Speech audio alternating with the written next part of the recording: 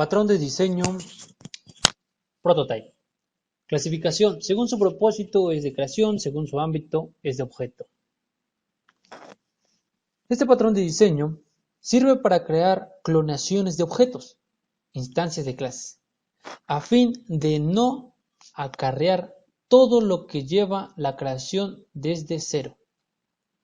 Hay que tener en cuenta que clonar un objeto es mucho más eficiente que crearlo nuevamente. El objetivo de este patrón es permitir crear objetos prediseñados sin conocer detalles de cómo crearlos. Esto lo logra especificando los prototipos de objeto a crear. Los nuevos objetos que se crearán de los prototipos en realidad son clonados. Es decir, el patrón de diseño prototype tiene como finalidad crear nuevos objetos duplicándolos, clonando una instancia creada previamente. El uso de este patrón debe ser cuando un sistema posee objetos con datos repetitivos en cuanto a sus atributos. Si una biblioteca posee una gran cantidad de libros de una misma editorial, mismo idioma, etc., hay que pensar en este patrón como si fuese una fábrica que tiene ciertas plantillas de ejemplos de sus productos y a partir de estos prototipos poder crear una gran cantidad de productos con esas características, pero también que permita modificar algunas propiedades si fuese necesario. Aquí podemos observar el diagrama de clases de prototype. Prototype declara la interfaz del objeto que se clona. Suele ser una clase abstracta. Prototype concreto, estas dos clases, implementan de una operación por medio de la clonación de sí mismo. Por su parte, la clase cliente va a crear un nuevo objeto haciendo así un prototipo para que posteriormente pueda clonarlo. Los objetos de prototipo concreto heredan de prototype. De esta forma, el patrón se asegura de que los objetos prototipo proporcionan un conjunto consistente de métodos para que los objetos clientes lo puedan utilizar. Entonces, en pocas palabras, lo que vamos a hacer es lo siguiente. Vamos a crear un objeto con ciertas características que sirva como prototipo para cliente. Cliente creará el primer prototipo y posteriormente podrá clonar este prototipo con las mismas características del prototipo original. Ahora, veamos un ejemplo.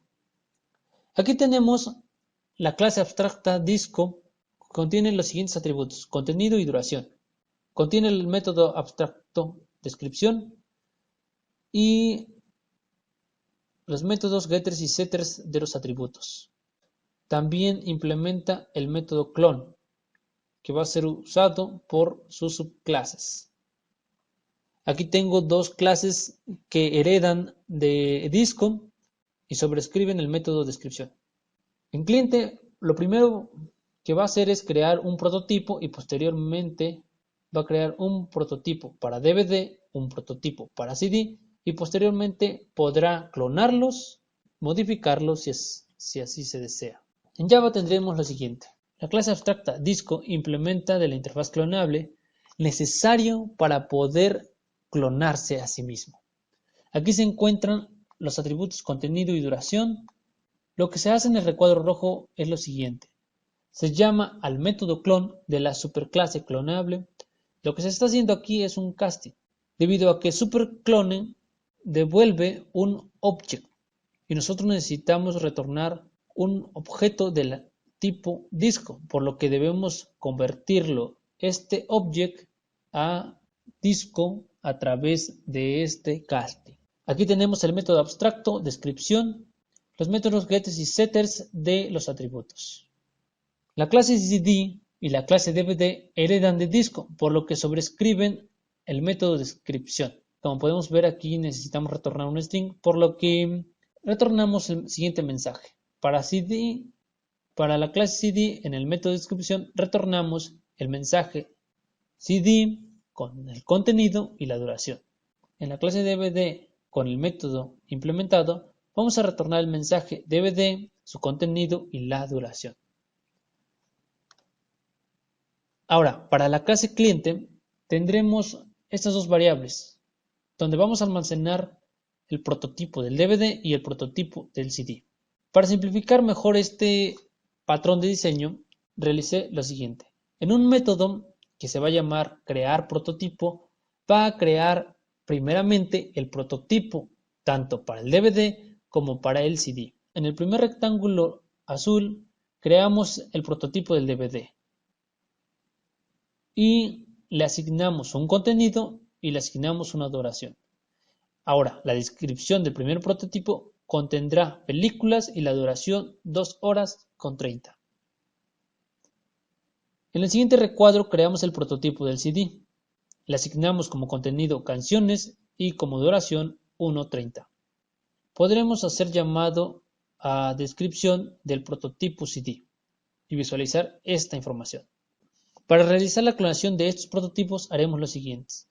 En el método principal vamos a crear un objeto de la clase cliente para poder acceder a los objetos prototipo DVD y prototipo CD y el método crear prototipo. Y vamos a almacenar el objeto cliente en fábrica.